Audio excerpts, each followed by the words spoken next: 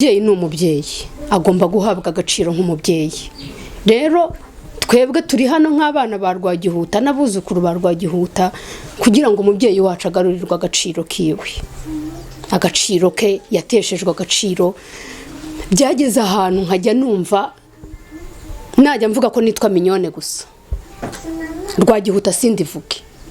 Kuko inshuro nyinshi nagiye mvuga ko nitwa Minyone Rawgihuta abantu baransekaga. Umwuka ajya kumvuga namwe ngo ngo cya gikoko baririmba kuyego ko ngo se burya ngo ari n'umuntu witwa iryo zina. Urumva ngahora numva rero icyo kintu gikomeretse umutima wanjye cyane ariko jewe mu byukuri ntanakubeshya bibaye byiza binashobotse indirimbo yakurwaho kandi biteye n'agahinda cyane biteye agahinda pe kandi byumve ko biteye agahinda twebwe nk'abana be biratubabaza bishengura imitima yacu n'abuzukuru be bariho bavuka. Cyambere kintangaza kikambabaza ni cyuko nyiri kuyiririmba Masamba Rawgihuta mubereye se wabo.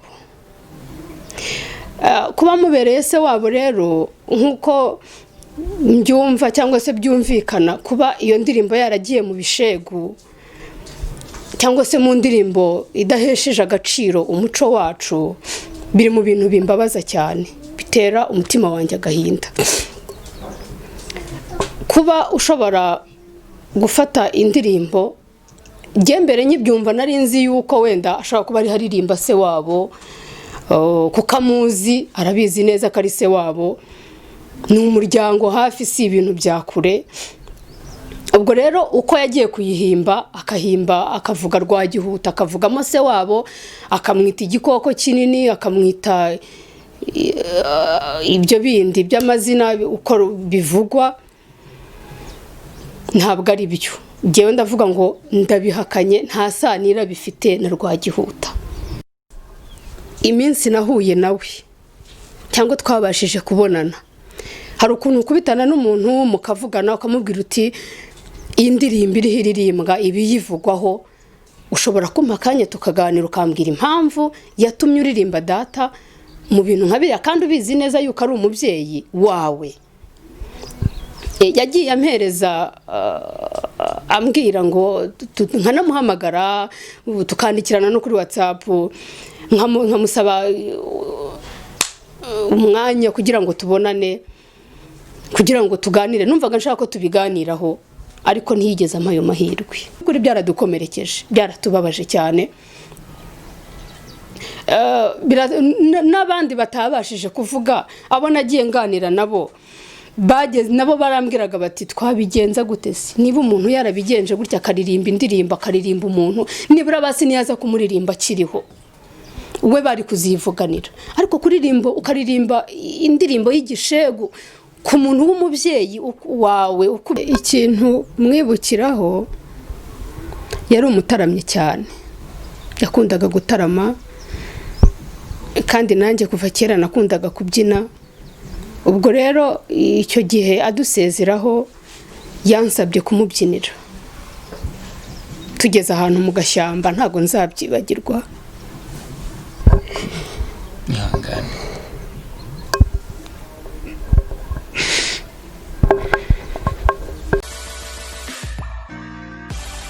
Tugusuza wowe mukunzi imfura 250 aho uherereye hose turagushuje turakuramukije. Hari abakiri mu rukerera mwe mwese tubahaye yambo cyane turabasuje tubifurije amahoro y'Imana imigisha myinshi turuka ku Mana ibane namwe. Wowe utarakora subscribe ukibona iyi channel yacu banza ukore subscribe kandi ako kantu k'umutuku ushyire ku nanga hirya and then ujye uba mbere mu gukurikirana ibiganiro byiza tubategurira tukanabagezaho. Twabwiye ko tuzadutembera hirya no hino. Uyu munsi twagiye dusanze umwana umukobwa wa Rawgihuta turagira ngo agiye kutuganiriza byinshi ku mateka ya Rawgihuta mbese atubwire Rawgihuta ninde Rawgihuta ni muntu ki. Nujye kure turagira ngo wowe utarajya kure tutangire tumusuze tunamuha ikaze ku imfura 250. Wewe waramutse? Mwaramutse neza. Amakuru ni meza cyane. Ibuzima Bravo. korona nayo iri aho ni icyago nyine. Nizere ko amabwiriza yo kwirinda akomeje kwitabwaho no kukurikizwa. Yego. Tuguhaye ikaze rero mu kiganiro ubuhamya ugiye kuduha ku mubyeyi Rawgihuta. Turagira ngo dutangire utwibwira amazina yawe. Amazina yanjye nitwa Minyone Rawgihuta, nkaba ndi umukobwa wa Rawgihuta nyine. Rawgihuta yari afite abana bangahe? Ese wowe uri umwana wa kangahe? Rawgihuta yari afite abana 3, abahungu 2 n'umukobwa umwe. Uwo mukobwa akaba ari jye, akaba ari nanjye mfura ye. Abo bandi nabo barahari cyangwa ni wowe? Barahari. Tumaze kubona ko twabonye imfura ya Rawgihuta, twifuje kumenya amateka menshi ya Rawgihuta. Dore tubonye umuntu ugiye kudusangiza Rawgihuta ninde, Rawgihuta amateka yamuranze nayahe. Turagira ngo twite twihuta utubwire Rawgihuta amazina ye yose yitwaga gute? Rawgihuta amazina ye ni Rawgihuta Ngarambe François. Akaba ari umugabo nkuko nabivuze, urumva ntabwo yaba yarabyaye atari umugabo. Amateka rero ya Rawgihuta ni maremare ariko si maremare cyane. Impamvu nshaka kuyasobanura cyane no kubivugaho, abantu benshi bakunda kubimbaza bakibaza impamvu nitwa Minyone Rawgihuta, ugasanga bibaye ikibazo bakambwira ngo kubera iki witwa gutyo. Nanababwira ko ari papa ntibabyumve, bakavuga ngo yango hari indirimbo twumva gute. Rero Rawgihuta ni umugabo, akaba ari umugabo wabaye intwari. Ndabyibuka ni kera twabaga mu gihugu cyo hanze. Urabizi iyo abantu bari umuntu yatari mu rugo iwabo ntabwo yisanzura nkuko biri. Rero natwe twabaga hanze, nari mutoya cyane. Muri 90 haza kubaho gahunda yo kuvuga ngo nta mpamvu yo kugira ngo abanyarwanda bagume inyuma y'igihugu cyabo, bagomba gutaha bakajya mu rwababyaye. Haza kuvamo rero abasore b'intwari n'abagabo b'intwari bafata umwanzuro wo kuvuga ngo tugomba kujya ku rugamba, tugataha mu rwatubyaye, tugacyura ababyeyi bacu. Rawgihuta rero nawe ari muri abo ngabo. Icyo gihe afata umwanzuro, nari muto, araza ansezeraho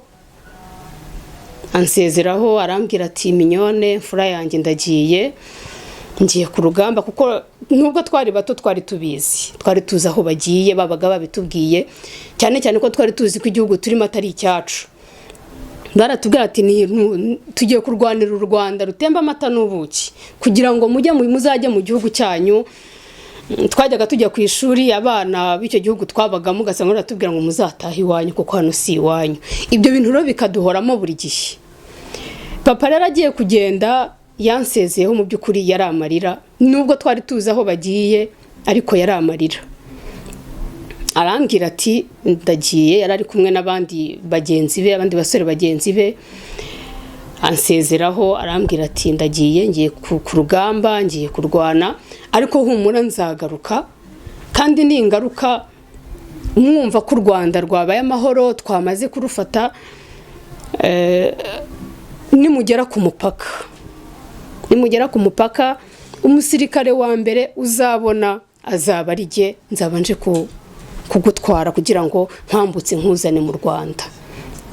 Ibyo bintu ndabizirikana, bimba ku mutima cyane, kugera ubwo twagumyaga twumva amakuru y'uko bimeze kugira ngo twumve igihe tuzatahira. Igihe kiragera rero, haza amamodoka yo kuducyura. Umutima wanjye wumvaga mfite amatsiko yo guhura na papa, yo guhura na data. Tugeze ku mupaka wa Rusumo, mbonye abasirikare nirukanka njya kubasanga, nako nari mutoya. Numvaga ko byanze bikunze Rawgihuta ndi bumubonemo. Ngiye kubasanganira, ariko ikintu cyaje kumbabaza cyane, kibabaza umutima wanjye, nuko nasangaga wese, kuko papa yariraburaga asa nanjye, mbese uko nguko ubona nsa na data cyane. nkagenda ngahobera abantu, namuhobera akampobera nyine ukumva ntabwo ari kunsubizayo, namurira mu maso nkabona siwe, nkasubirayo nkagenda. Ariko mpora nicyo kintu buri gihe, mpora nicyo kibazo, mpora nakwibaza se nzabona papa ryari, nabona umuntu wambaye imyenda ya gisirikare nkumva nshatse kujya kumwegera nkamureba, bimara igihe numva mfite amatsiko yo kongera kumubona, nta n'umuntu nabonaga uri bumpe amakuru. Ariko nyuma naje guhura na data wacu wundi, nawe yari umusirikare, aza kunshaka i Nyamata, aza kundeba, amaze kumenya aho dutuye aza kundeba n'undi masenge, baraza baransuhuza, baragira, ndababwira imbere na mbere, ndababwira ngo ndashaka mu ndangira ahantu papa ari, ndashaka kumenya aho Rawgihuta ari, kuko yansezeranyije yuko azaza kumfata. Twarambutse sinigeze mubona, bagira ubwoba bwo kugira ikintu bambwira kuko bari babizi yuko atakiriho, bagira ubwoba. Icyo gihe bagusanga i Nyamata hari nko mu mwaka ari ryari? Urabona intambara irangiye ndumva 95 95 mu mpera z'94 gutyo twinjira muri 95. Hanyuma bakajya bambeshya bakambwira ati papa wawe ariho, ariko ari ahantu kure kandi kuza ntago byoroshye, ariko turacyategereje ko azaza. Baragumye barambeshya, ariko nyuma baza kubona yuko atari ngombwa kugumya kumbeshya, baza gufata umwanzuro wo kumbwiza ukuri. Barambwira bati rero minyone, Rawgihuta ntabwo akiriho, ari mu ntwari zagiye, ntabwo akiriho. Mu by'ukuri kubyakira ntabwo byanyoroheye,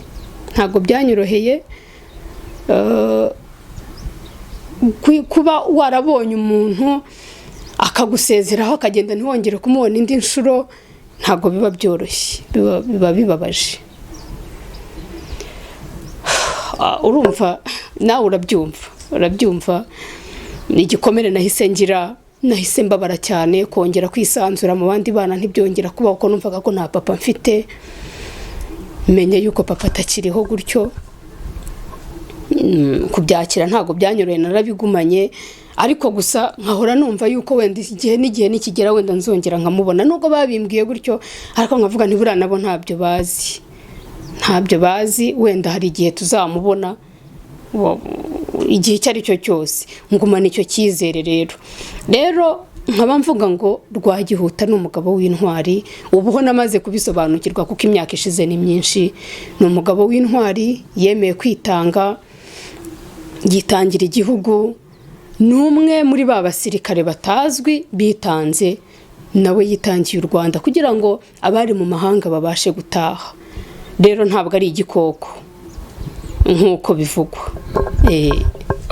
Wenda tutarajya ku ndirimbo ifite aho ihuriye na Rawgihuta, ndagira ngo udusangize, tumaze kumenya ko yari intwari. Wowe nk'umubyeyi, yari umubyeyi wawe, ni iki kintu yajyaga kubwira, cyangwa se n'iki kintu umwibukiraho kigaragaza, kuko nimba byanga bikunda mu rugo mwaricaraga kumva avuye kuganira n'abandi mu buryo bazinjira baje kubohora igihugu, ni iki yakundaga iyo yavagayo yazaga akabaganiriza, dore ko ari nawe wari mukuru mu muryango? Ni iki yababwiraga, ni iki yakubwiraga, ni iki umwibukiraho wumva utazibagirwa? Ikintu mwibukiraho, yari umutaramye cyane, yakundaga gutarama, kandi nanjye kuva kera nakundaga kubyina. Ubwo rero icyo gihe adusezeraho yansabye kumubyinira, tugeze ahantu mu gashyamba, ntago nzabyibagirwa.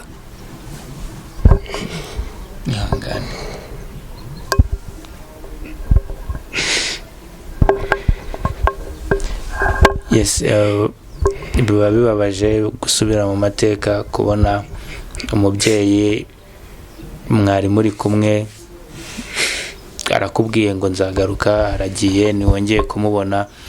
Kubyakira ni ibintu biba bitoroshye, byabaye kuri benshi, ariko nyaboneka ikintu gusa umuntu yavuga yanasaba ni uguhumurizanya, ni uguhumuriza buri umwe, ni uguhumuriza buri muntu, kuko abafite ni ikiniga cyinshi, rero aba akeneye abantu bamwegera bakamuganiriza, bakamuhumuriza, bakamwereka ko atari wenyine.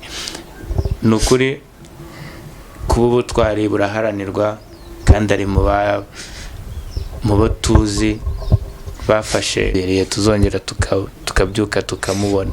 Rero ukomeza wihangane. Wari ukitubwira ukuntu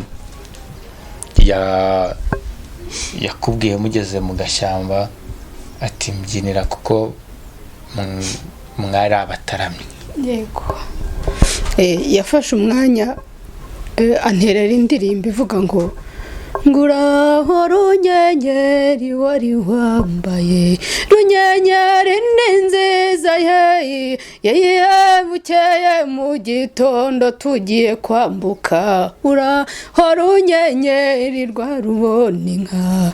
Niyo ndirimbo yantereye, we yumvaga aho bagiye kwambuka kuko jye sinari impazi, anterera indirimbo ndabyina, ndamubyinira cyane, dusezeranaho turira, arambwira ngo humura nzagaruka.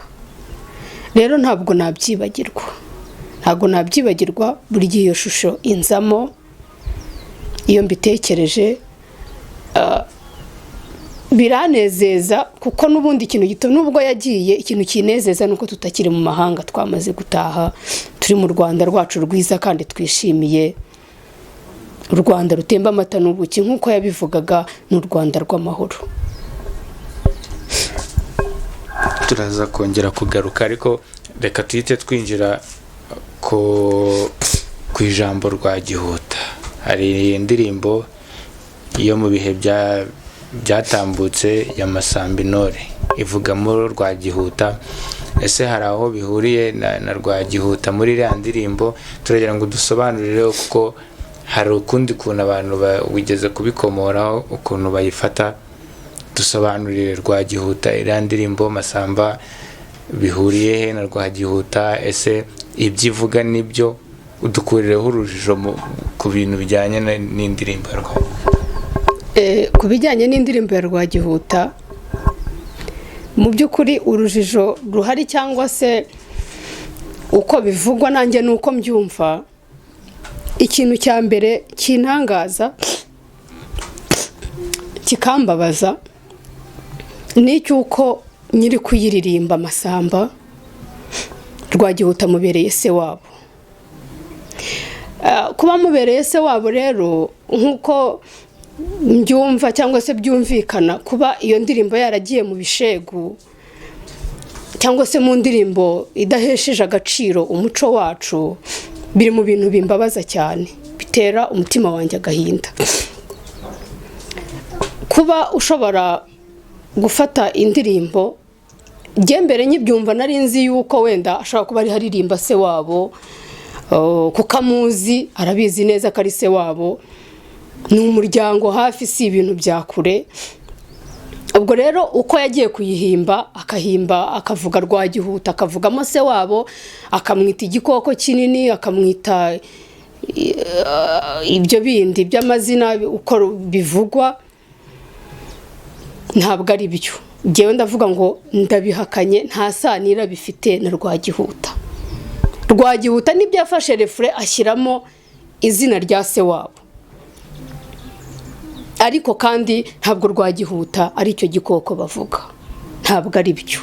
Nabisobanuye, navuze ko Rawgihuta, navuze amateka ye, navuze ko ari intwari ubuzima yaciyemo, ntabwo yakagombye kugira ngo ateshwe agaciro bigeze aho ngaho, ahubwo yakabaye ari umugabo ushimwa, cyangwa se niba ari n'ukeneye kumuririmba, akamuririmba mu butwari yagize, akamuririmba mu byiza yakoze, nta muririmbe mu bijyanye n'imitekerereze ye, mu bitekerereze yuko abyumva nuko abishaka, yakaririmbwe mu butwari kuko ari intwari. Ntaho bihuriye rero nsobanura n'abambaza ngo kuki nitwa gutyo kuko data ariko yitwa Rawgihuta. Niko yitwa.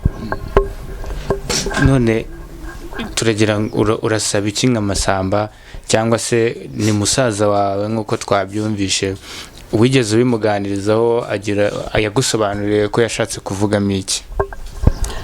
Mu by'ukuri iminsi nahuye nawe cyangwa twabashije kubonana, hari ukuntu ukubitana n'umuntu mukavugana ukamubwira uti iyi ndirimbo iriho iririmbwa ibiyivugwaho, ushobora kumpa akanya tukaganira ukambwira impamvu yatumye uririmba data mu bintu nka biriya kandi ubizi neza yuko ari umubyeyi wawe. Yagiye ampereza ambwira ngo nkanamuhamagara tukandikirana no kuri WhatsApp nkamusaba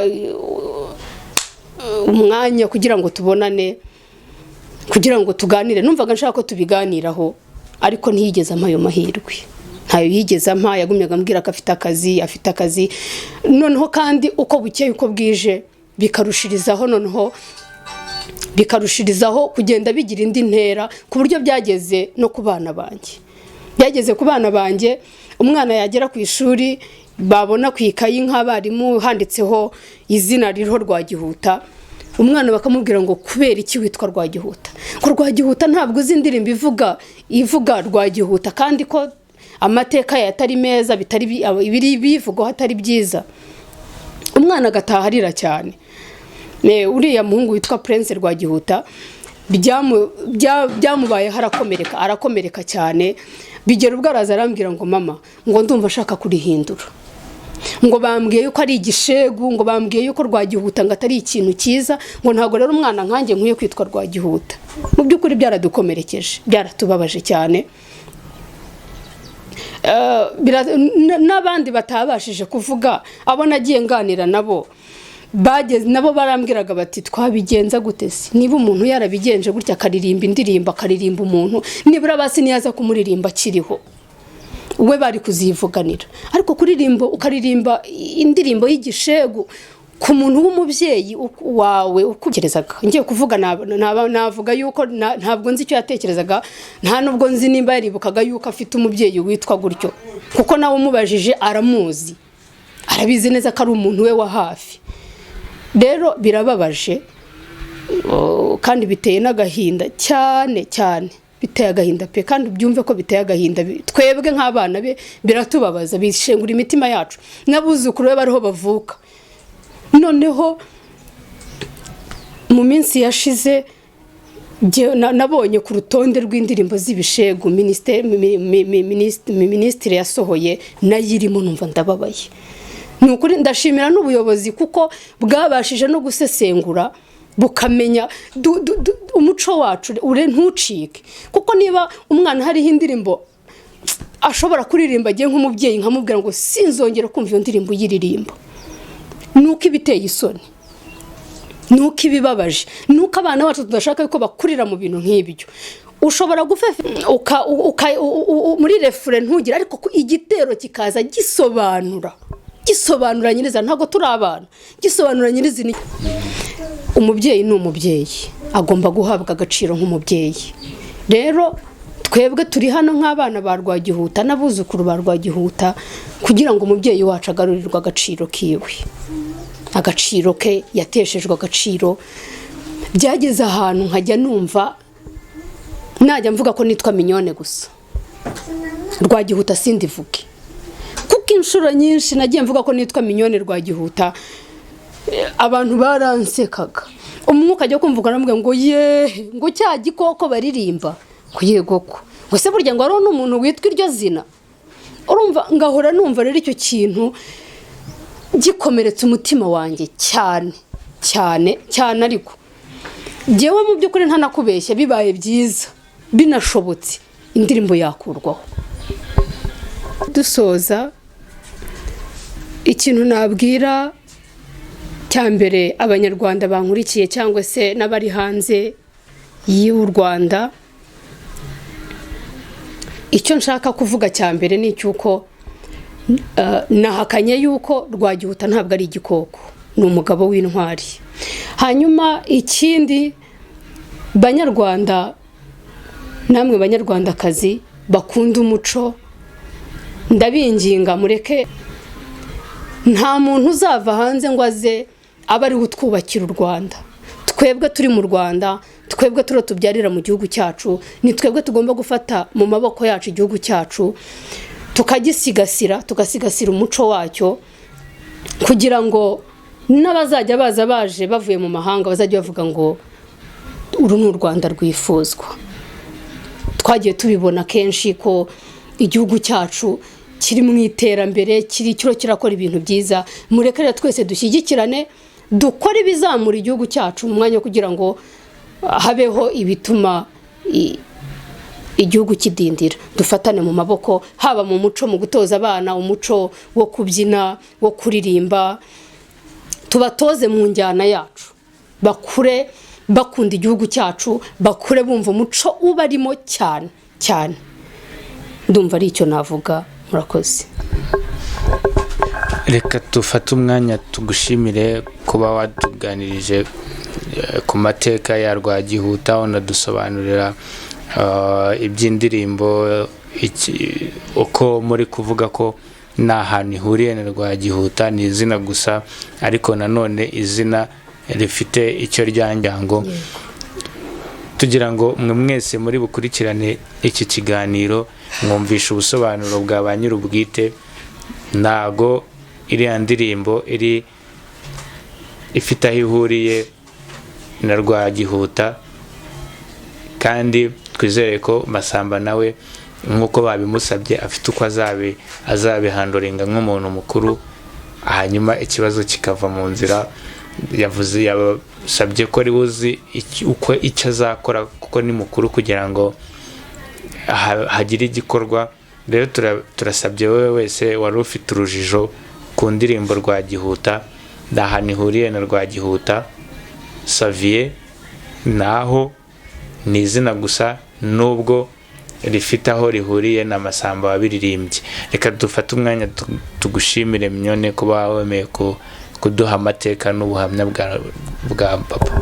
Yego, murakoze cyane namwe, kandi Imana ikomeze